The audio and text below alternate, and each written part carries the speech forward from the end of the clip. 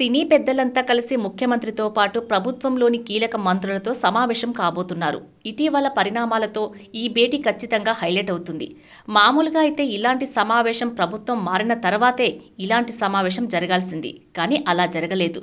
ఒకరిద్దరు వ్యక్తిగతంగా ప్రభుత్వంలోని ముఖ్యులను కలిశారు కానీ అసలు టాలీవుడ్ మొత్తం ప్రభుత్వానికి దగ్గరయ్యే ప్రయత్నం చేయలేదు. దానివల్ల ఎన్నో సమస్యలు ఎదుర్కోవాల్సి వచ్చింది. ఇప్పటికైనా టాలీవుడ్ సమస్యను గుర్తించిందని అనుకోవచ్చు. ప్రభుత్వంలో లొల్లి పెట్టుకోవాలని ఎవ్వరూ అనుకోరు. ప్రభుత్వంతో గొడవలు పెట్టుకోవాలని టాలీవుడ్కు చెందిన ఏ ఒక్కరూ అనుకోలేదు. గ్లామర్ ఇండస్ట్రీకి ప్రభుత్వ సహకారం చాలా అవసరం. అందుకే ఇంకా ఎక్కువ గుడ్ లుక్స్లో ఉండాలనుకుంటారు. అయితే అది ఎలా అన్నది మాత్రం ఎవరికీ అర్థం కాలేదు. యాక్సెస్ ఉన్న ఒకరిద్దరు కాంగ్రెస్ పెద్దలతో టచ్లోకి వెళ్లారు కానీ అది వారి వ్యక్తిగతం.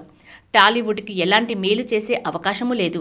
అయితే ప్రభుత్వంతో ఎలా టచ్లో ఉండాలి, టాలీవుడ్ తరపున ఎవరు పెద్ద మనిషిగా ఉంటాయన్నది మాత్రం క్లారిటీ లేదు. అందుకే సమస్యలు వచ్చాయి. చిత్ర పరిశ్రమ తరపున ఏ సమస్య వచ్చినా పరిష్కారం చూపేందుకు దాసరి రెడీగా ఉండేవారు. తన సమయాన్ని వెచ్చించేవారు. ఆయన మాటలకు అందరూ విలువిచ్చేవారు. అయితే ఆయన తర్వాత ఇండస్ట్రీ తరపున ఎవరూ పెద్ద లేరు. జగన్ ప్రభుత్వం నుంచి ఓ సమస్య వచ్చినప్పుడు చిరంజీవి ప్రయత్నించారు. ఆయనకు టాలీవుడ్ నుండి సహకారం అంతంత మాత్రమే వచ్చింది. ఓ వర్గం నిష్ఠూరమాడింది. ఇండస్ట్రీ కోసం ప్రయత్నించి మాటలు పడాల్సిన అవసరం ఏముందని ఆయన కూడా వీలైనంతగా సైలెంట్గా ఉంటున్నారు.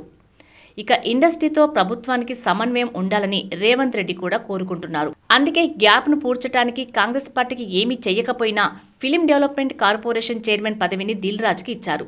ఆయన ఇప్పుడు పెద్ద మనిషి పాత్ర పోషించి అందరినీ ఏకతాటిపైకి తీసుకువస్తున్నారు. ఇక ముందు తెలంగాణ ప్రభుత్వంతో ఎలాంటి సమస్యలు వచ్చినా దిల్ రాజు పరిష్కరిస్తారు. ఏపీ ప్రభుత్వంతో అయితే చాలా మందికి డైరెక్ట్ యాక్సెస్ ఉంటుంది. కానీ ఇండస్ట్రీ అంతర్గత సమస్యలను కూడా పరిష్కరించే ఒక పెద్ద మనిషి ఉంటే పరిశ్రమ సాఫీగా సాగుతుంది.